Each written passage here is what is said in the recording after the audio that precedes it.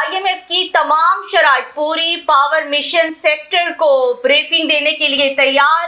آپ کو بتا رہے ہیں کہ IMF کی تمام شرائط مان لی گئی، پاور سیکٹر مشن کو بریفنگ دینے کے لیے تیار۔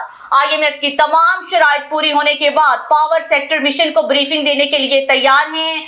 تاہم IMF اور پاور سیکٹر کے حکام کے درمیان ملاقات آج ہوگی۔ MB نیوز کو موصول ہونے والی پاور سیکٹر کی کمپلینس دستاویزات کے مطابق بجلی گھروں کی تعمیر پر اٹھنے والے اخراجات بھی صارفین پر منتقل ہو چکے ہیں، جبکہ کسانوں سے بجلی سبسڈی واپس، درآمدی صنعتوں کے لیے رعایتی پیکج بھی ختم کر دیا گیا ہے۔